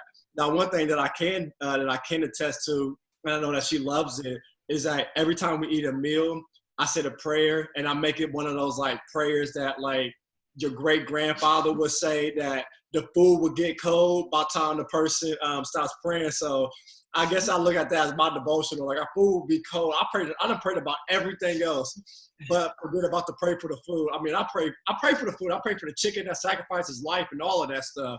And so I know that that's kind of like where our devotional is. Like when we pray, and we always eat together and things like that. But I do know personally, and it's something that I've been convicted of, that I need to read the word more with my wife, because iron sharpens iron, and this is my best friend, and she needs to know what I'm going to be talking about. I need to know what she's going to be reading, not just checking up on each other, but because we just want to know each other that well. So I appreciate you throwing that question out there. Like I said, it's a vulnerable moment for me, because that's something that, as being the head of our marriage, that's one area that I know for a fact I've been lacking, is just that time together with God. No, I appreciate you sharing that and being vulnerable, bro. Is there, if you don't mind me asking, is there a specific reason why? Like, has it not just been a priority, or like? I guess it's like this hasn't been a priority. It's just one of those things. I'm always reading. She reads when she first gets up. I don't go to bed until 2 or 3 o'clock in the morning, and so she reads when she first wakes up. And I'm still asleep by the time she wakes up and things like that. So it's like one of those things that that you're honestly right. I haven't made a priority. I'm always studying to teach the next lesson, studying for future sermons and things like that, to where I haven't made it a priority yet. I'm only 204 days in though, but I haven't made it a priority yet to really spend that time to really connect with her. Because even when I'm doing my sermon stuff, she doesn't want to hear. Like I was preparing for my sermon this past week, and she wants to be surprised and hear it for the very first time. So but like I said, it's not an excuse. It's just a reason why. But just this question being posed right now is something I need to do. And she wanted me to read this one app. And I'm gonna be honest with y'all. She wanted me to read this one Bible thing. I didn't want to read it because I had read like the first like 2 days, and I was like, this is like so elementary as far as like this daggone thing. But I should have did it anyway, and I should have did it because my wife wanted me to do it. Like, I'm being honest, I'm not there yet, but I should have did it because she wanted me to do it. We had this conversation a few days ago about that. So I'm still learning. It's definitely been a process, but I am going to make sure that I do prioritize our walk with God and us growing together.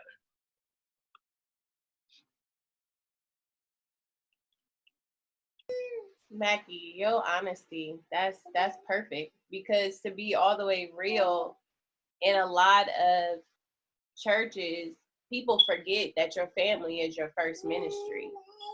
And so a lot of times people are preparing for sermons, they pray, they can purge a demon out of somebody, but they don't know how to pray for their spouse, or they don't know how to teach their wife.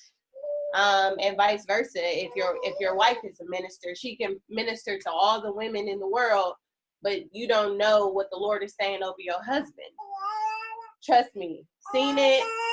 It's shocking. I've been through it. And when we were dating, one of my spiritual mentors who's really close to Josiah and I, and she prays for both of us. And she sat me down and she said, "Do you know what's on your husband?" And I looked at her and I said, "I don't." And she said, "Before you get married, you need to know what's on your husband." And it deeply convicted me. And so it's weird because the enemy doesn't want you to make your house, your actual house, a house of prayer. He wants the house of prayer to be at the church. He doesn't want it in your home. Because when you can establish it in your home, you can establish it anywhere. And so there will be a fight for priority. There will be a fight like of awkwardness because you might worship different than your husband. Like you could put on Maverick City music and Josiah might just read his Bible and I want to rock and pray. And it just feels weird because you're sharing your secret place time with each other. But it's so important to just get through the awkwardness and to develop and cultivate that together so that I can want to pull it.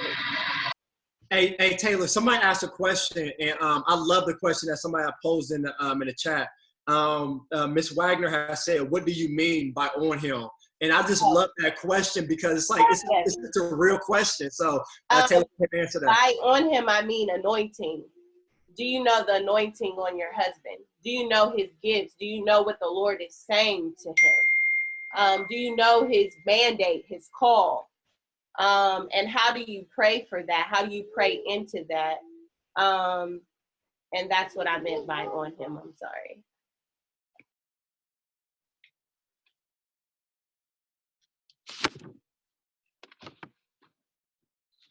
Okay, we're gonna go because we're gonna keep the ball rolling. I want to get you all out of here by 7, and I also want to open up the panel question to people who may have questions for you guys.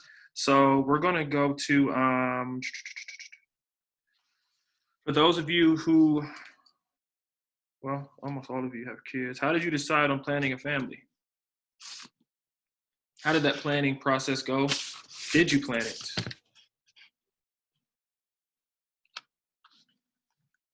So for us, we thought we wanted a big family, and we decided that we were going to wait at least a year and a half before we had kids. We wanted to just enjoy each other, just travel, just kick it.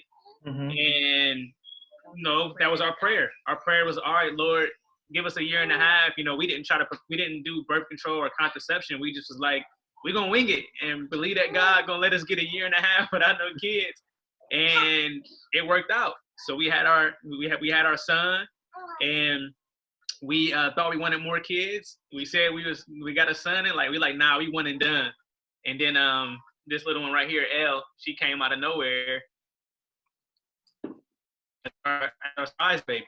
So our plan was to just wait a year and a half, and God honored that. That was our prayer, and that was our plan. But I think it has to be a decision that you both are in agreement with. And there are so many things you got to consider. You got to consider financially where you want to be in life. You got to consider, what's going to be, good for your household. Is somebody going to end up staying home eventually to be with the kids? Are both of you guys working people? All those things are important. But one thing that I will say is that we need more believers to have children to bring more believers into the world, because the world is getting crazy. So, if God has put that on your heart and you guys feel prepared, knock it out. If you're married, go ahead and have you some little believer babies so we can add to the world. Have that conversation before you get married, so you kind of be on the same page and go from there. Also, we want to just chime in on that too. It is good to plan and everything as well if you get a chance. And another if you don't get the opportunity to, and things just happen, I think the Lord will make a way for you. And it's not necessarily like a bad thing if you don't have kids. Like maybe you don't want kids, or maybe you want to adopt or something. It's great to pour into whoever it is that God has you to pour into. Casey and I were very intentional in that we got a dog first. We got a dog. Well, my main purpose in getting a dog was to try to figure out to see how ready we were for kids. He told me he was trying to have someone to keep me company while he was on the road. But really, I wanted to see if we were really ready for kids. And all Getting a Dog did was show us how not ready for kids we were. And I'm glad we did because he got us ready. So shout out to Max, the Golden Doodle.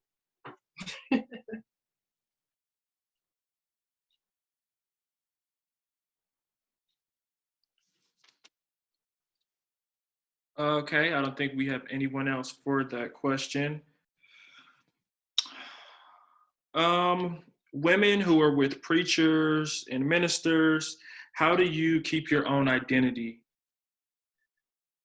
If you're with the man who's like, you know, like the head of the church or whatever the case may be, how do you keep your own identity? Or, and likewise, it could be with the man and the woman, whatever. How do you keep your own identity? My wife's gonna answer, but she was like pouring milk out real fast, so I guess she's gonna answer from the side, not being seen. So you have to I mean, for me personally, I think when you're in ministry, when you're both in ministry, it's more so helpful. Like, I know who I am in Christ, and I don't think it's like finding your own identity, because if you know who you are in Christ, you already have an identity. Come on. There's no reason to try to look for your identity if you know who you are as a believer. But I think the way that I think the person is meaning, so, I mean, I think the question more so means like, how do you keep separated? Is that? Well, how do you not lose yourself in the marriage, in ministry? Like, how do you still remain fed and fulfilled and happy? You know. I think just, you know, finding what you love to do, finding your walk with God, knowing what you were called to do and walking in your calling, because everybody has a calling, everybody has a purpose. So as long as you know your purpose, and if you don't, it's a great time to figure it out before you're married. Like, know your purpose before you get married. So then when you and your spouse come together, your purpose not only becomes his purpose, but y'all's purpose becomes one and becomes larger. So like what I was doing before in my purpose, in my walk with God, now magnifies because of him. And what he was doing in his walk with God now magnifies because of me. We don't outshine each other, but we help each other grow and magnify each other's relationship with Christ.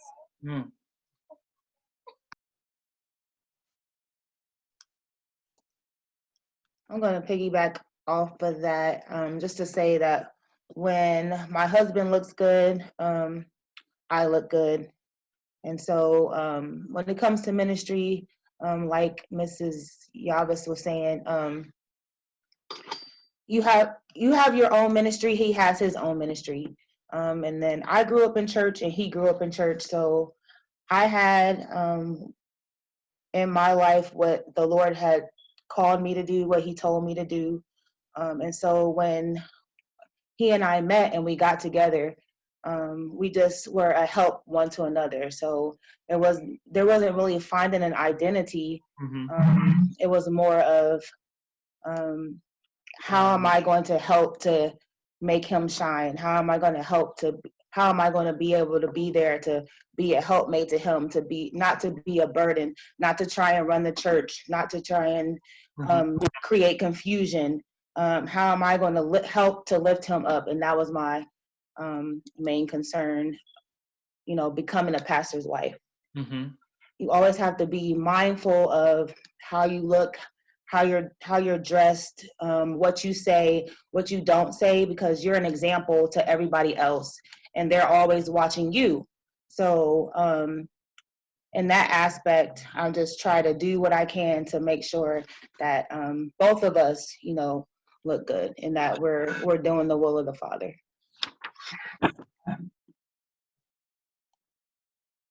Thank you. I want to say that actually Mama Shar is just a great example, and she has always stood out to me solely because she stayed herself. A lot of times people think if I date a minister that I have to be a pastor or a teacher. And if you come in contact with someone like Mama Shar, her ministry is like service. Her ministry is like if you get up close and personal, she's really good at conversation, and she's like a servant. That's her ministry. And she knows her lane. Like, she is not gonna get up and preach. Like, and that was what I saw growing up. And that has always been very healthy for me. So marrying Josiah, who comes from a lineage of pastors, it was never an anxiety or a pressure to fit that mold. Like, he loves me because of who I am, not my anointing. And that's something that I think young people in God also need to remember. You don't date somebody for their anointing or what they're called to do. One more time. If that doesn't happen, do you still love them? If they don't end up creating some big ministry to follow, then if they're not the next TD Jakes, if they decide they don't want to pastor anymore, how do you love that person? And so there were a lot of questions God was asking me, like, without the title, without the platform, who is Josiah? And are you committed to Josiah? And the same question versus to Josiah. And so just like Lady Baker was saying, like, being mindful of my husband, being mindful of his things, but also knowing, like, I operate in a lot of secular arenas. And so that's my ministry, and I'm confident in that. And he supports that, and not allowing cultures to tell you need to be a pastor too. So just being mindful and being firm and believing who you are, and gently reminding people, like, God has approved this. My husband's okay with this, and God bless you. No, that's right.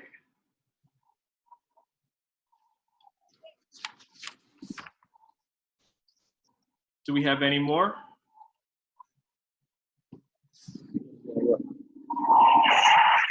Okay, so we have about 7 more minutes. Like I said, I want to be respectful of you guys' time. So what we're going to do now, does anybody else who is on this call right now, if you have any questions for our panelists, go ahead and unmute yourself if you would like, or you can type it in the chat. And if there's a question that we didn't hit on that you want to know, please ask it.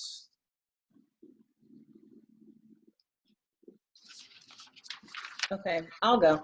My question is, as a young single woman who is like I'm reading a lot of books about singleness, and I'm kind of okay with my singleness sometimes, kind of 100% over it sometimes. But how do I just stop looking at someone or talking to someone and be like, oh God, is this it? Is this him? This might be him, God, so I'm going to pray for that. Like, how do I stop doing that literally all the time?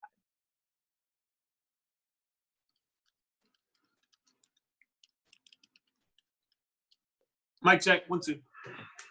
I think you, as a single person, even as a married person, you've got to have other interests and things that you're looking forward to, hobbies, or maybe you have a business you want to start, and it may be, or it could be something in ministry. And in doing so, you may attract the very person that you're trying to find right now.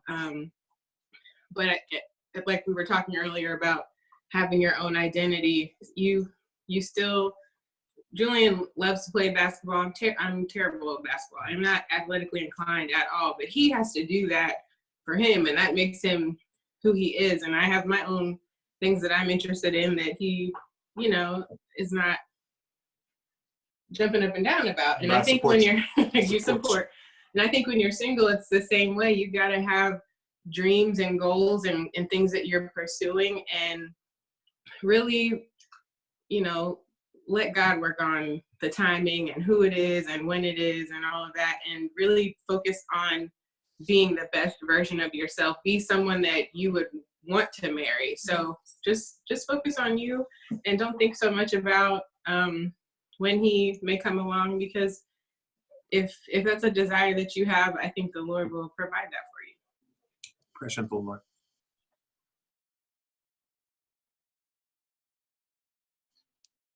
Okay, so we have some questions in the chat.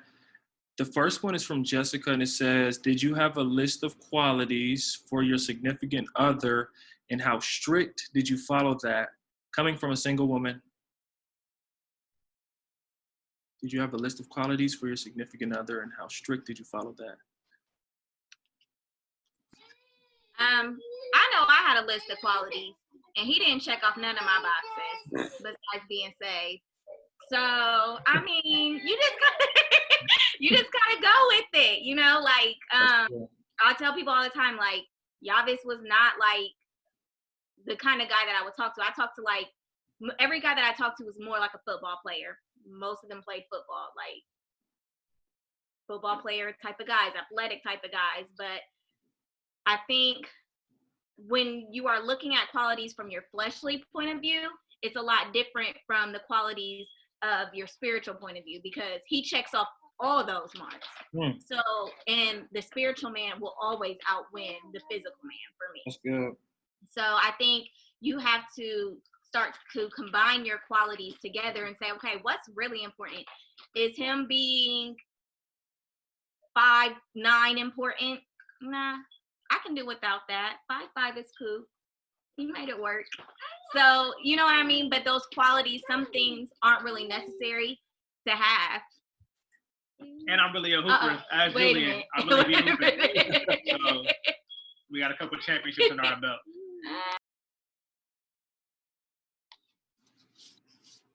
Yes. Go ahead. I had a list of qualities that I gave Pastor Baker when we first started dating, and I wanted him to check off all those boxes. But unfortunately, he didn't check them off. But who's to say that those qualities were, like she said, were what God wanted me to have?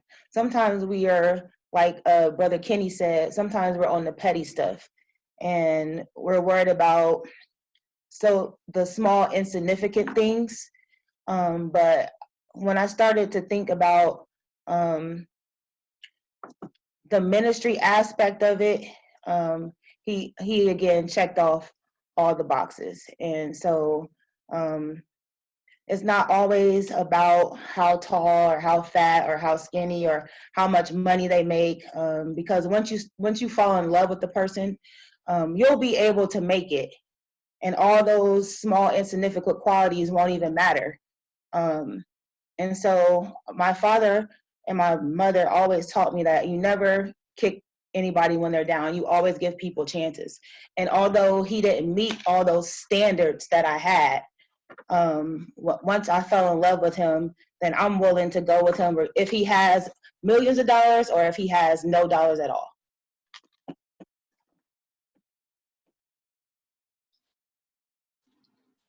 What about the fellas? I ain't heard nothing from the bros. Any qualities from the fellas? Yeah, I thought you geared it towards women.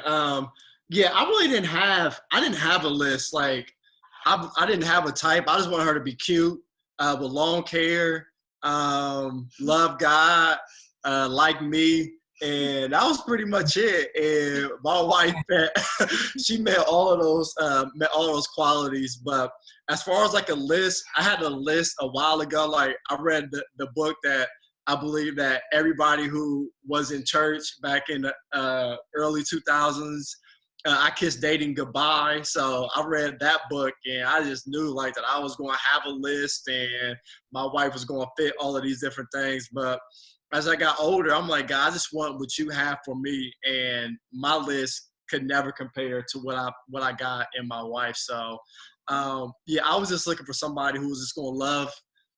Who's gonna love this 6'3" me for me?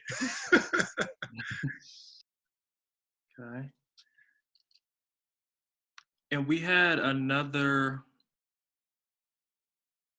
Let me see. What does it look like for a man to pursue a woman?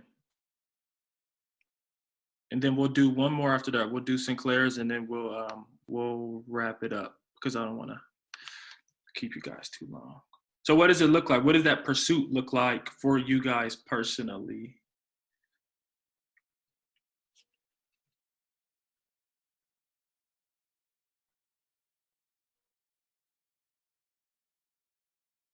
Hey Nate, is this question geared more towards trying to become her husband or post marriage? Like, what's the context on this one?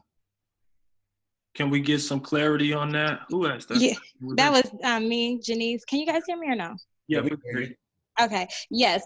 So I would say both, honestly, if you can answer it that way. So a lot of times, like we're always told, like the man is like supposed to pursue the woman, and I can be honest in saying I don't always know what that looks like.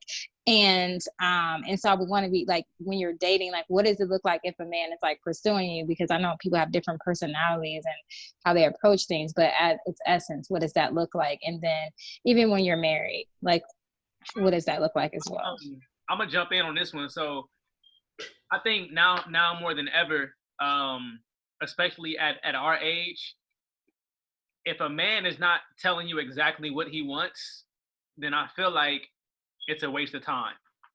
And I've been telling that to every, person that I've been counseling and having conversations with, at this point in our life, 20, 25 and up, a man has to know and has to literally communicate what he wants.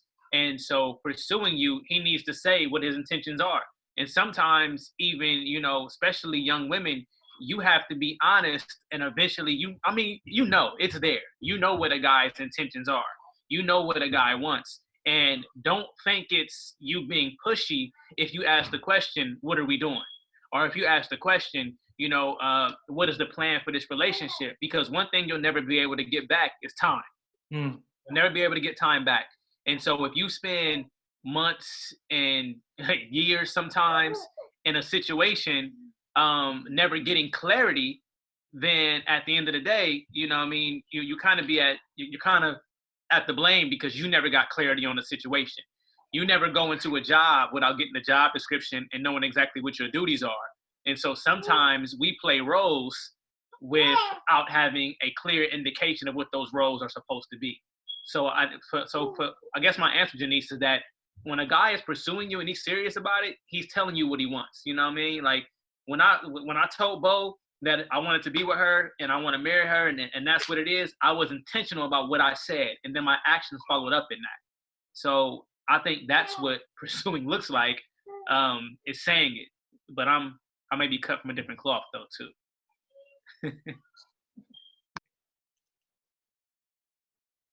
Did that clear things up? Did that help you, Janice? Yeah, that was perfect. Thanks, bro.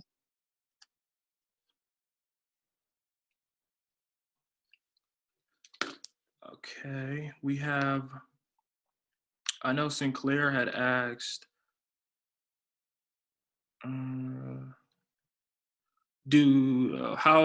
how have y'all overcame obstacles together? How did y'all overcome obstacles together?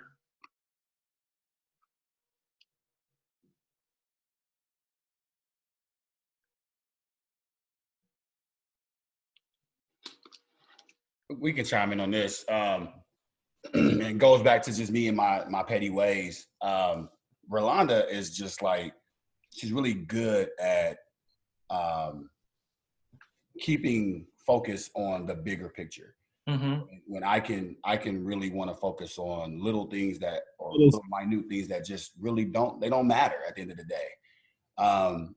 Any obstacles we've had, she'll give it some time. Like she won't just say, all right, just move on and don't address it. But she's like, once we had this conversation, this discussion, let's work towards moving on, and also being mindful to not bring things back up. And that's something that a lot of us, we can allow that desire to revisit things that can stunt our growth as well. And I've struggled with that before, but again, it's what I saw my parents doing. They will argue about something, and then we going back 20 years. And then it's just like 20, 15, 10, 5 last week. All of that is now being discussed all over again, right, because of what just took place. So Rolanda has really been like that backbone for us to help us overcome things by getting us to stay focused on the bigger picture.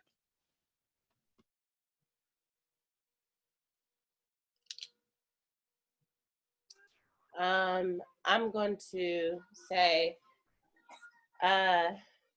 personally, going through therapy personally has impacted my marriage when going through obstacles, solely because of the things that Kenny and Rolanda are talking about. When you start pulling back history and you're keeping records of wrongs, which the Bible specifically talks about not keeping records of wrong, which your flesh is like, no, you need to be mindful, like, but strictly like God is like, no, you keep no records of wrong. You get grace and mercy every day newly. And so when I was realizing I was bringing my childhood trauma, like he would push a button and it would bring me back to something when I was 16 years old or when I was 18 years old. It was like, oh, I need to go do work on myself.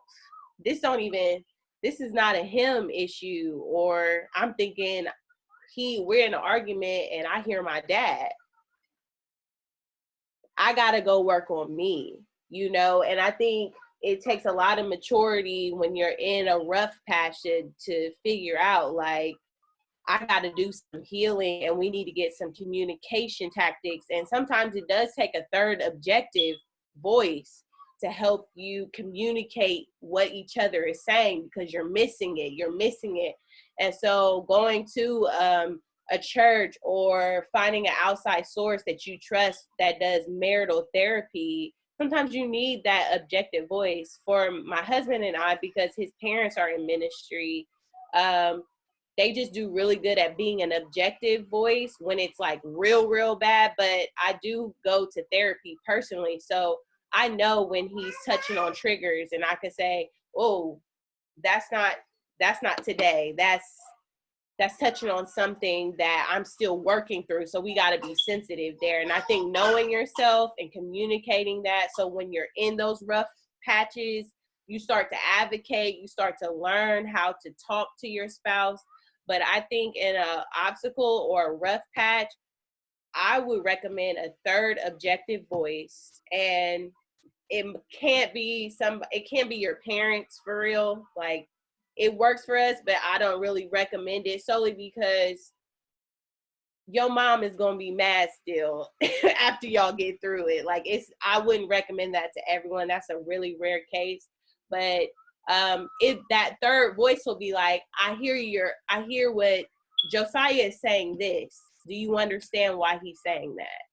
Or Taylor is saying this, and she's not asking you to do this. She's saying her feelings are this. And so it helps for that objective voice to be there so that you can correct the communication and find the tool to move forward.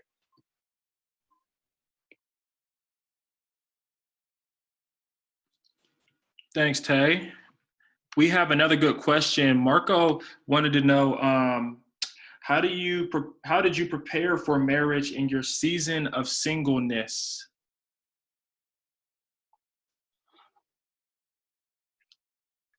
And then we'll do like maybe one more question and then we will wrap it up for you guys.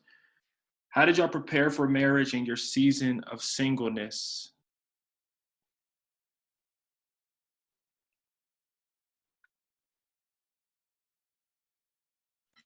Well,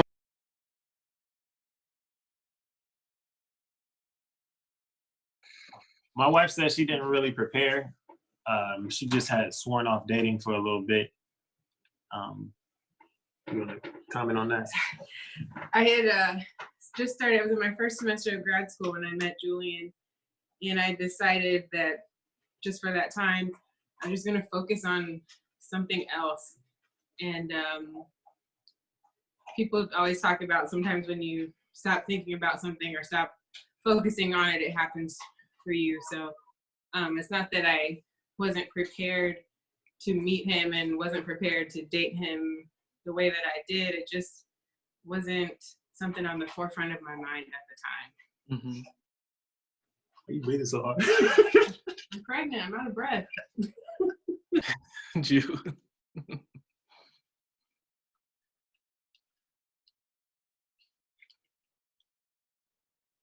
I don't think nobody wants to talk about the practical stuff.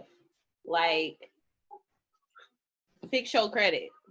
If your credit is bad, fix your credit. If you don't have any credit, if you can, do that. If you don't know where you're going in your career plan, career assessments, getting mentors, like getting yourself as, well, at least for a man, like stability. You want this woman to come into your covering and you still live with your mom. You know what I'm saying? Like, you're not showing that you're ready for those responsibilities. Like, you need to show, like, I can live on my own, even if that's with a male roommate. I pay my own bills. I have health insurance. Like, showing that you are in a space to take on not only a woman, but like in our case, if you have a honeymoon baby, you're able to secure someone financially and cover them. That's practically how you can prepare for marriage. But spiritually, it's just like doing what you're doing, seeking the Lord, having a devotional life, having spiritual mentors, getting around men and women that are on a pursuit of God, actively serving in your ministries, actively serving married women in your ministry or married men. You say you want to be married, but you ain't came over to change no diapers, or you know what I'm saying? Like, to see how they live, just like we do with career mentors. And we're like, can we shadow you? Shadow a married woman. Shadow, if you're thinking about being a woman that's attached to a minister, shadow a first lady, so that you can kind of see what that lifestyle presents, and it will show you how, if you're prepared or not. And so I think shadowing, serving, and putting yourself around like-minded people prepares you as much as you can for marriage.